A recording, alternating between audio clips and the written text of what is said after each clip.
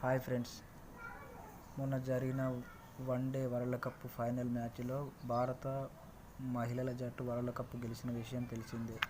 అయితే ఈ సందర్భంగా సౌత్ ఆఫ్రికా కెప్టెన్ వోల్వర్ట్ మాట్లాడుతూ, షెఫాలి వర్మ అద్భుతమైన బౌలింగ్ వేయడం వల్లనే మేము ఓడిపోయామని, అసలు ఆమె బౌలింగ్ను మేము అంచనా వేయలేకపోయామని, కెప్టెన్ హర్మన్ ప్రీత్ కౌర్ షెఫాలి వర్మకు బౌలింగ్ ఇస్తుందని అనుకోలేదని, ఆమెకు కీలక దశలో 2 వికెట్లు సమర్పించుకోవడం జరిగింది.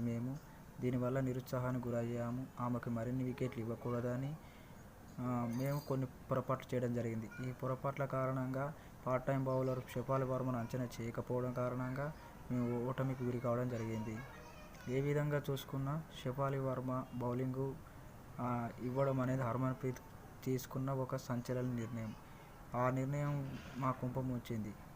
లేదు అంటే మేము ఆడిన బౌలర్లను మేము ఏదో విధంగా కంట్రోల్ చేసేవాళ్ళం. కానీ ఆ విధంగా చేయకుండా మేము ఊహించని బౌలర్ చేతికి బాల్ వచ్చేసరికి షెఫాలి వర్మ బాల్ స్లోగా మెల్లగా సంధించడం, ఆ బాల్ అంచనా వేయలేకపోవడం జరిగింది. ఈ విధంగా మేము కీలకమైన 2 వికెట్లు కీలక దశలో కోల్పోవడంతో మేము ఈ వరల్డ్ కప్ కోల్పోవడం జరిగింది అని షెఫాలి వర్మ పై ప్రశంసలు కురిపించిన వోల్వర్ట్, దక్షిణాఫ్రికా కెప్టెన్.